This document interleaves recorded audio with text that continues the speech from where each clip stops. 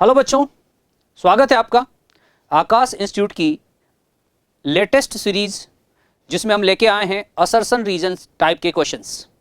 ये बच्चों नीट के लेटेस्ट पैटर्न पर बेस्ड है और साथ ही साथ एनसीईआरटी की लाइंस पर भी बेस्ड है। जैसा कि आप जानते हैं एनसीईआरटी पर बेस्ड क्वेश्चंस बहुत इंपॉर्टेंट हो गए हैं क्योंकि नीट में लगातार एनसीईआरटी की लाइंस पर बेस्ड असर्शन रीजन के क्वेश्चंस या स्टेटमेंट टाइप के क्वेश्चन पूछे जा रहे हैं। तो बच्चों आज की इस सीरीज में हम डिस्कस करेंगे सॉल्यूशन चैप्टर के इंपॉर्टेंट असर्शन रीजन क्वेश्चंस। तो चलिए शुरू करते हैं बच्चों। ये पहला क्वेश्चन है। असर्शन कहता है, पहले मैं आपको कोडिंग बता दूं। कोडिंग इस तरह से है कि हम आंसर 1 मार्क करेंगे जब असर्शन भी सही होगा, रीजन भी सही होगा और रीजन जो है वो असर्शन का एक्सप्लेनेशन करेगा करेक्ट। 2 मार्क हम तब करेंगे आंसर जब दोनों असर्शन और रीजन सही होंगे लेकिन दोनों एक दूसरे को एक्सप्लेन नहीं करेंगे। 3 मार्क करेंगे जब असर्शन सही होगा, रीजन गलत होगा, और 4 मार्क करेंगे जब दोनों गलत होंगे। तो इसी कोडिंग को ध्यान में रखते हुए चलिए शुरू करते हैं बच्चों। Assertion question number 1। असर्शन कहता है mass percentage, mole fraction and molality are independent of temperature but molarity is function of temperature. द्रव्यमान प्रतिशत, मोल प्रभास तथा मोललता ताप पर निर्भर नहीं करते हैं लेकिन मोलरता ताप का एक फलन है अथवा ताप पर निर्भर करती है, ये कहना चाहता है। तो ये बिल्कुल सही स्टेटमेंट है। कारण की बात करते हैं, देखें क्या कहता है। Volume changes with temperature but the mass does not. बिल्कुल सही बात है, ताप के साथ आयतन परिवर्तित होता है लेकिन द्रव्यमान परिवर्तित नहीं होता। देखिए जो भार है यानी कि मास, वो मैटर के एटॉमिक मास पर डिपेंड करता है जो कि यूनिवर्सल पैरामीटर है और इस यूनिवर्स में कहीं पर भी चले जाओ वो बदलता नहीं है।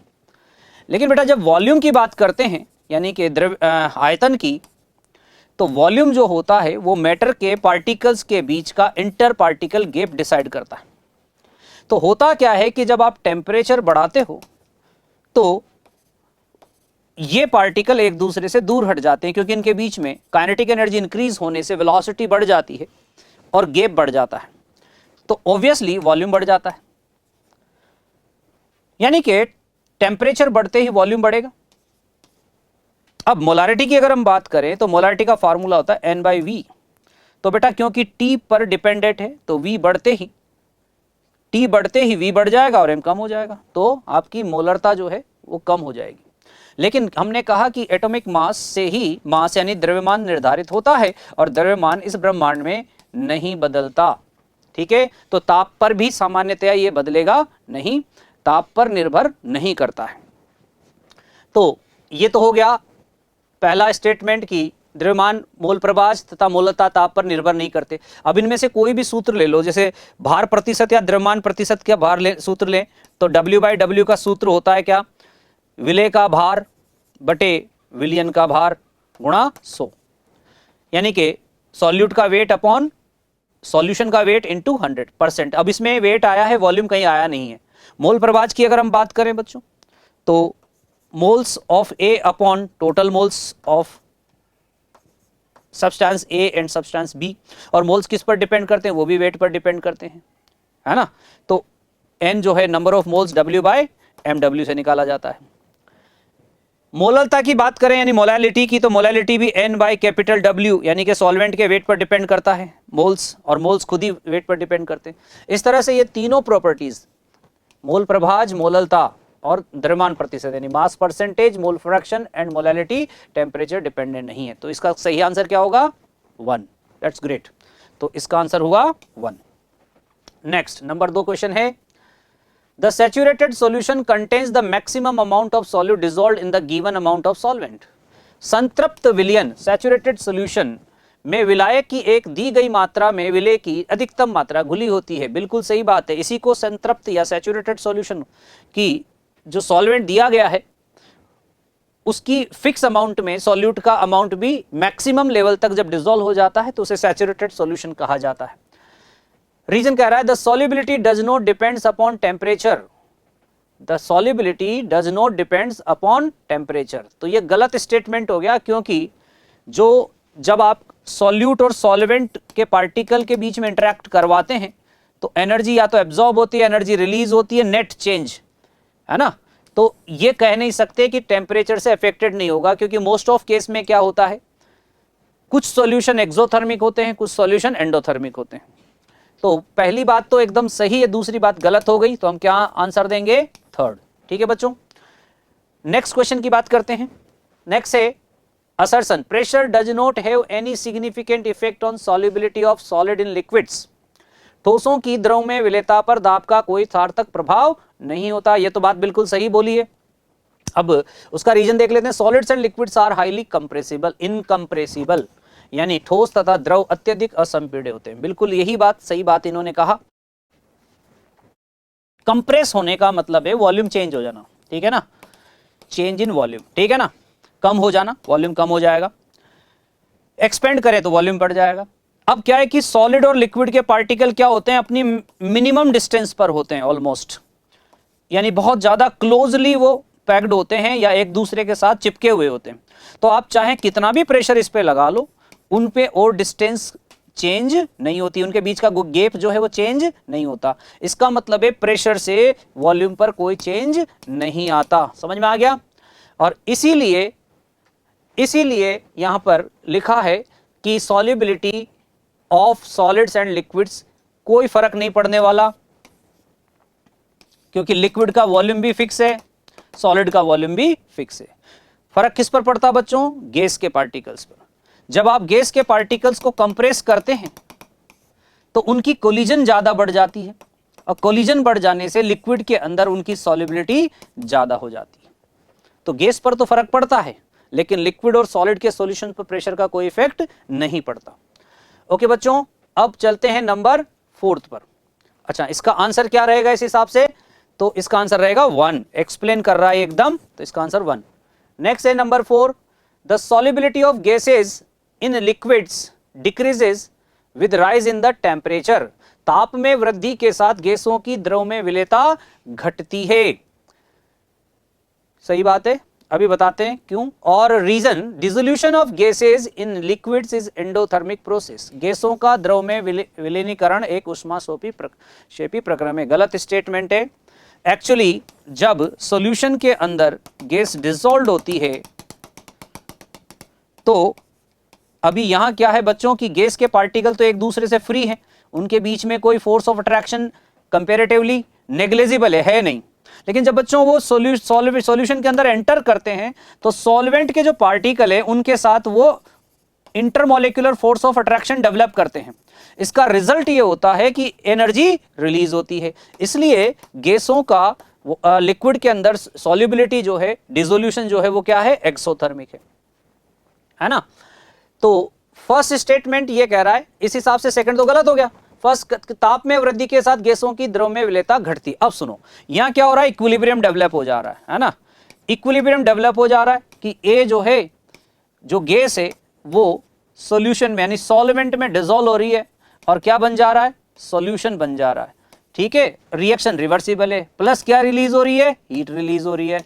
अब ली चैटलियर ये कहता है कि अगर किसी इक्विलिब्रियम प्रोसेस में हम टेम्परेचर बढ़ाते हैं तो जो आपका इक्विलिब्रियम है वो एंडोथर्मिक साइड में शिफ्ट हो जाता है।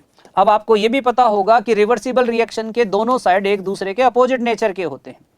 अगर ये फॉरवर्ड एक्सो है तो बैकवर्ड क्या होगा, एंडो होगा। बात समझ में? और अगर फॉरवर्ड एंडो है तो बैकवर्ड क्या होगा, एक्सो। अब आप यहाँ इक्विलिब्रियम सेटअप है, क्योंकि एक्सोथर्मिक रिएक्शन थी तो हीट रिलीज होगी। अब अगर आप इसमें टेम्परेचर बढ़ा दोगे, टेम्परेचर बढ़ाने का मतलब इक्विलिब्रियम किधर शिफ्ट हो जाएगा, बैकवर्ड, एंडोथर्मिक साइड में। तो जो सॉल्यूशन में गैस डिसॉल्व थी वो वापस बाहर निकल जाएगी और इस तरह से सॉल्युबिलिटी कम हो जाएगी। तो पहला सही है लेकिन दूसरा गलत है। इस हिसाब से आंसर क्या रहेगा बच्चों, थर्ड।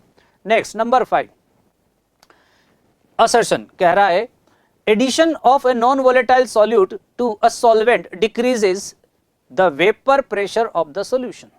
किसी विलायक में एक अवाष्पशील विलेय को मिलाने पर विलयन का वाष्प दाब कम हो जाता। बिल्कुल सही है। क्यों हो जाता है, इसका रीजन चेक करते हैं। The decrease in vapour pressure of solution depends on the quantity of non volatile solute present in the solution. Exact explanation अगर हम कहें तो नहीं है, बट काफी क्लोज है, तो आंसर तो रहेगा वन ही, आंसर तो वन ही रहेगा। ठीक है, अब एक्सप्लेनेशन दे देते हैं कि ऐसा क्यों हो रहा है। एक्चुअली क्या होगा कि जब आपका सॉल्वेंट प्योर होगा, वॉलेटाइल होगा, ध्यान दीजिए, तो उसका हर एक पार्टिकल इवोपरेट करने की कोशिश करेगा जो भी सरफेस पर प्रेजेंट है। लेकिन जब आप इसके अंदर नॉन वॉलेटाइल सॉल्यूट मिला देते हो, तो नॉन वॉलेटाइल सॉल्यूट मिलाने से उसका यूनिफॉर्म डिस्ट्रीब्यूशन होगा, और यूनिफॉर्म डिस्ट्रीब्यूशन होकर वो सरफेस पे भी जाएगा। तो जो नॉन वॉलेटाइल सॉल्यूट के पार्टिकल है वो सरफेस पर आ गए हैं, अब वो तो इवोपरेट नहीं होते। इवोपरेट तो केवल सॉल्वेंट के पार्टिकल हो सकते हैं जिनकी नंबर सरफेस पर आकर इन पार्टिकल ने क्या कर दी, ऑलरेडी कम कर दी। तो यहां क्या हो जाएगा, लो वेपर प्रेशर, यहां क्या हो जाएगा, हाई वेपर प्रेशर। तो बच्चों यहां तो प्योर सॉल्वेंट था, प्योर सॉल्वेंट, लेकिन यहां पर सॉल्यूट मिलाया गया है, कौन सा, नॉन वॉलेटाइल, जिससे उसने वेपर प्रेशर कम कर दिया है। तो किसी विलायक में एक अवाष्पशील विलय को मिलाने पर विलयन का वाष्प दाब कम हो जाता है। अच्छा, जितना ज्यादा पार्टिकल हम मिलाएंगे बच्चों, उतना ही सरफेस पर सॉल्वेंट का पार्टिकल कम होता जाएगा और वेपर प्रेशर भी डाउन होता चला जाएगा। तो इसका आंसर क्या रहेगा, 1। क्लियर है। अब चलते हैं नेक्स्ट क्वेश्चन पर। यह सब एनसीईआरटी की लाइंस पर बेस्ड है बच्चों। यहां पर आप एनसीईआरटी को अगर ढंग से रीड आउट करते हैं अंडरलाइन करके, तो आपको ये पॉइंट्स नजर आएंगे। Number 6 question, mixture of chloroform and acetone forms solution with negative deviation from the Raoult's law. बिल्कुल सही बात है, क्लोरोफॉर्म तथा एसीटोन के मिश्रण से प्राप्त विलयन राउल्ट के नियम से ऋणात्मक विचलन दर्शाता है। रीजन देख लेते हैं। Entropy of mixing of above solution is less than 0। गलत बात। यहां ये कंफ्यूजन हमेशा हो जाता है बच्चों को कई बार कि नेगेटिव साइन आया है तो हो सकता है एंट्रोपी भी नेगेटिव हो जाए, शून्य से कम हो जाए, पर ऐसा कुछ नहीं है। अगर एंट्रोपी का अगर कॉन्सेप्ट हम अच्छे से स्टडी करें तो वहां क्लियर हो जाएगा कि नॉन रिएक्टिव पार्टिकल या सब्सटेंसेस जब भी मिक्स होते हैं एंट्रोपी ऑलवेज इंक्रीज होती है। अब चाहे वो गैस सॉल्यूशन हो या फिर लिक्विड सॉल्यूशन हो। तो पहली बात तो सही है, लेकिन दूसरी बात गलत है, इसलिए आंसर इसका 3 आएगा बच्चों। लेकिन वो क्यों नेगेटिव हुआ ये भी बता दूं। अगर आपका observed vapour pressure P observed कम हो जाए पी कैलकुलेटेड से, जो कि राउल्ट्स लॉ से कैलकुलेट किया जाता है, तो हम इसको नेगेटिव डेविएशन कहते हैं। अब नेगेटिव डेविएशन क्यों हुआ, एक्चुअली क्या है, क्लोरोफॉर्म में और एसीटोन पोलैरिटी की वजह से। अगर हम प्योर क्लोरोफॉर्म की बात करें तो उसमें डीपी डीपी अट्रैक्शन होता है। प्योर एसीटोन में भी अगर हम बात करें तो उसमें भी डीपी डीपी अट्रैक्शन होता है। लेकिन जब क्लोरोफॉर्म और एसीटोन को आप मिला दोगे तो बेटा ये होगा कि यहां कार्बन पर, क्लोरीन पर तो डेल नेगेटिव होगा, लेकिन हाइड्रोजन पर डेल पॉजिटिव चार्ज होगा। इसी तरह से डाइपोल मोमेंट की वजह से ऑक्सीजन पर माइनस और कार्बन पर डेल पॉजिटिव चार्ज। तो कुल मिला के परमानेंट पोलर पार्टिकल्स हैं जो एक दूसरे के क्लोज आ गए और उनमें हाइड्रोजन प्रेजेंट है। तो ऑक्सीजन के साथ हाइड्रोजन ने क्या बना लिया, इंटरमोलेक्युलर H बॉन्ड। अब H बॉन्ड की अगर हम बात करें तो ये बॉन्ड डीपी डीपी अट्रैक्शन से स्ट्रॉन्गर बॉन्ड होता है। अब स्ट्रॉन्गर बॉन्ड हो गया तो पार्टिकल प्योर स्टेट की कंपैरिजन में ज्यादा स्ट्रांगली एसोसिएट हो गए, ज्यादा स्ट्रांगली बॉन्ड हो गए। अब उनका इवोपरेशन पुअर हो जाएगा, डाउन हो जाएगा, जिससे इवोपरेशन कम होने पर वेपर प्रेशर कम हो जाएगा। तो एक्सपेक्टेड से वेपर प्रेशर कम आएगा जो हमने कैलकुलेट किया था, क्योंकि जो कैलकुलेट किया जाता है वो आइडियल सॉल्यूशन मान के किया जाता है, पर अब ये तो नॉन आइडियल बन गया, नेगेटिव डेविएशन वाला, इसलिए वेपर प्रेशर भी कम हो जाएगा। नेक्स्ट क्वेश्चन देखते हैं बच्चों। 7 पहला केस है A, the boiling point of solution containing non volatile solute is always higher than that of boiling point of the pure solution in which the solution is prepared. अवाष्पशील विलय युक्त विलयन का क्वथनांक शुद्ध विलायक जिसमें विलयन बनाया जाता है के क्वथनांक से सदैव अधिक होता है। बिल्कुल सही बात है, क्योंकि आप नॉन वोलेटाइल सॉल्यूट मिला रहे हैं तो उससे तो हमेशा वेपर प्रेशर डाउन और बॉइलिंग पॉइंट बढ़ जाता है। क्यों बढ़ जाता है अभी एक्सप्लेन करते हैं, लेकिन पहले रीजन देख लेते हैं। Elevation in boiling point is directly proportional to the molar concentration of the solute in the solution. अवाष्पशील विलय युक्त विलयन का क्वथनांक शुद्ध विलायक जिसमें विलयन बनाया जाता है के क्वथनांक से सदैव अधिक होता है। देखो जिसका ग्राफ अगर हम देखें टेम्परेचर वर्सेस वेपर प्रेशर, तो पहले तो आपको पता होगा कि बॉइलिंग पॉइंट की डेफिनेशन क्या है, ऐसा टेम्परेचर जिस पर सॉल्यूशन का वेपर प्रेशर एटमॉस्फेरिक प्रेशर के बराबर हो जाता है उसे बॉइलिंग पॉइंट बोलते हैं। जनरली 1 एटमॉस्फेयर हम एटमॉस्फेरिक प्रेशर रखते हैं। अब अगर बच्चों शुद्ध विलायक या प्योर सॉल्वेंट लेकर उसको गर्म करें तो वेपर प्रेशर बढ़ता जाएगा और यहाँ पर दोनों इक्वल हो जाएंगे, तो ये आपका बॉइलिंग पॉइंट हो जाएगा सॉल्वेंट का, ठीक है। लेकिन जब मैं इसमें नॉन वोलेटाइल सॉल्यूट मिलाऊंगा तो उसका वेपर प्रेशर कम हो जाएगा और उसका वेपर प्रेशर इक्वल करने के लिए हमें ज़्यादा टेम्परेचर लगाना पड़ेगा, तो बॉइलिंग पॉइंट क्या हो जाएगा, बढ़ जाएगा। और अगर ज़्यादा सॉल्यूट मिला दूं तो और ज़्यादा बॉइलिंग पॉइंट बढ़ जाएगा, तो इस तरह से बॉइलिंग पॉइंट बढ़ता चला जाता है। तो ये तो बात हो गई कि नॉन वोलेटाइल सॉल्यूट मिलाने से, ये तो क्या है, सॉल्वेंट है, ये क्या है, सोल्यूशन है, और ये भी सोल्यूशन है लेकिन ज़्यादा कंसंट्रेशन वाला है। तो दूसरी बात भी क्लियर हो रही है कि विलयन का क्वथनांक गुणन विलयन की मोलर सांद्रता के समानुपाती होता है। ये जो गैप आता है बेटा, इसी को डेल्टा टीबी कहा जाता है, और डेल्टा टीबी का फार्मूला होता है यानी कि elevation in boiling point Kb into W, weight of solute upon molecular weight into solvent का वेट इंटू 1000 इंटू I। तो सॉल्यूट नॉन वोलेटाइल सॉल्यूट के W के डायरेक्टली प्रोपोर्शनल होता है एलिवेशन इन बॉइलिंग पॉइंट। तो इस हिसाब से एक्सप्लेनेशन हो गया, तो क्या रहेगा 1। नेक्स्ट क्वेश्चन देखते हैं बच्चों, number 8, osmotic pressure is a colligative property. प्रासरण दाब एक अणुसंख्यक गुणधर्म है, बिल्कुल सही बात है। It depends on the temperature, यह ताप पर निर्भर करता है। अब यह भी बात सही है, दोनों बात सही है, बट एक्सप्लेनेशन नहीं है, तो इसका आंसर 2 आएगा। क्यों आएगा? क्योंकि दोनों सही तो हैं पर एक दूसरे को एक्सप्लेन नहीं करते। क्यों नहीं करते? क्योंकि जो कॉलिगेटिव प्रॉपर्टी है उसकी डेफिनेशन क्या है? कॉलिगेटिव प्रॉपर्टी की डेफिनेशन है कि वो प्रॉपर्टी जो सॉल्यूट के पार्टिकल की नंबर पर डिपेंड करे, ना कि टेम्परेचर पर। तो अगर यह बात होती है कि पार्टिकल पर डिपेंड करती है तो सही हो जाता, पर यह क्या, ताप पर निर्भर करता है, डिपेंड्स ऑन टेम्परेचर, वो तो सही है क्योंकि pi is equals to CRTI, यानी कि टी पर डिपेंडेबल है, तो बात सही है। और कॉलिगेटिव प्रॉपर्टी तो है ही क्योंकि पार्टिकल के नंबर पर डिपेंड करती है, इसलिए आंसर क्या देंगे इसका 2। ओके बच्चों, अब बात करते हैं अगले क्वेश्चन की। Question number 9, the osmotic pressure method is more useful than the methods to determine of molar masses of macromolecules. वृहद अणुओं के मोलर द्रव्यमान का निर्धारण करने के लिए परासरण दाब विधि अन्य विधियों की तुलना में अधिक उपयोगी है। सही बात है। क्यों है? रीजन देखते हैं। Magnitude of the osmotic pressure is large even for the very dilute solution. बहुत तनु विलयनों के लिए परासरण दाब का परिमाण अधिक होता है। एकदम सही एक्सप्लेनेशन है। वैसे 3 बातें हैं जो इस मेथड को बाकी मेथड से सुपेरियर बना देते हैं about the determination of molecular weight, है ना। पहला तो यह है कि ये जो ऑस्मोटिक प्रेशर का मेजरमेंट है ये हम रूम टेम्परेचर पर करते हैं जनरली। बाकी कॉलिगेटिव प्रॉपर्टीज में टेम्परेचर कम करना पड़ सकता है, ज्यादा करना पड़ सकता है। दूसरा जो फैक्ट है बच्चों वो ये है कि बायोमोलिक्यूल्स जनरली टेम्परेचर सेंसिटिव होते हैं, तो टेम्परेचर बढ़ाने या कम करने से उनका केमिकल बिहेवियर, केमिकल नेचर बदल सकता है। तो इसलिए टेम्परेचर सेंसिटिव होने के कारण रूम टेम्परेचर सबसे फेवरेबल टेम्परेचर रहता है। दूसरा ये कि अगर हम इसका फॉर्मूला देखें तो pi is equals to C into R into T into I की बात करते हैं।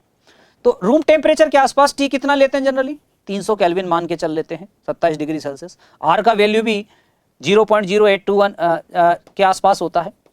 तो अगर हम C कम भी लेते हैं तब भी ये वैल्यू काफ़ी ज़्यादा मैग्नीट्यूड में होती है, जबकि बाकी के केसेस में डेसिमल पॉइंट्स में वैल्यूज आती हैं। चेंज इन बॉइलिंग पॉइंट हो गया, चेंज इन फ्रीजिंग पॉइंट हो गया। तो इसलिए ये बेस्ट मेथड है और ये एक्सप्लेनेशन भी कर रहा है, इसलिए क्या ऑप्शन देंगे इसका 1। नेक्स्ट क्वेश्चन और लास्ट क्वेश्चन बच्चों, असर्शन कहता है the value of want of factor I for the ethanoic acid in benzene is less than unity. Benzene में एथेनोइक अम्ल के लिए वांट ऑफ गुणांक I का मान इकाई से कम होता है। R रीजन देख लेते हैं, बात तो सही है। Molecules of ethanoic acid dimerises in benzene due to hydrogen bonding, बिल्कुल सही बात है, एक्सप्लेनेशन है और 1 देंगे। ठीक है, I का फॉर्मूला होता है number of particles in solution divided by initial number of particles, number of particles मतलब प्रारंभिक रूप से लिए गए कणों की संख्या और विलयन में उपस्थित कणों की संख्या। अब अगर डाइमराइजेस की बात करें तो एसिटिक एसिड जो होता है वो H बॉन्डिंग कर लेता है और उसके दो पार्टिकल मिलके एक पार्टिकल बन जाते हैं, COH होल ट्वाइस। ठीक है, तो दो से क्या बना, एक। तो आपने इन्हीं I का वैल्यू क्या हो गया बेटा, आपने लिया 2 और सॉल्यूशन में नजर आ रहा है 1, तो लेस देन 1 हो गया। सही बात है। और हाइड्रोजन बॉन्डिंग तो होती है क्योंकि जिस मॉलिक्यूल में OH ग्रुप होता है वो H बॉन्ड बनाने के काबिल होता है। तो इसीलिए कार्बोक्सिलिक एसिड भी इंटरमॉलिक्यूलर H बॉन्डिंग बना लेंगे क्योंकि वो बेंजीन से तो बॉन्ड करते ही नहीं है। बेंजीन में जो बॉन्डिंग होती है तो वांडर वाल है और ये तो H बॉन्ड है, तो दोनों की नेचर में डिफरेंस है, इसलिए वो बेंजीन के मॉलिक्यूल से बॉन्डिंग कम करते हैं। केवल वांडर वाला जो पार्ट है वही बॉन्डिंग करता है, लेकिन जो कार्बोक्सिलिक एसिड वाला पार्ट है जिसे हाइड्रोफिलिक पार्ट बोलते हैं वो उससे रिपेल करता है, तो आपस में ही जुड़ जाता है और मॉलिक्यूल में स्टेबिलिटी लाने की कोशिश करता है। ठीक है बच्चों, तो ये थे असर्शन रीजन और इनके एक्सप्लेनेशंस। इसी तरह के और चैप्टर्स और टॉपिक के असर्शन रीजन क्वेश्चंस के लिए हमारे साथ कंटिन्यू जुड़े रहिए और हमें फॉलो करते रहिए। थैंक यू बच्चों।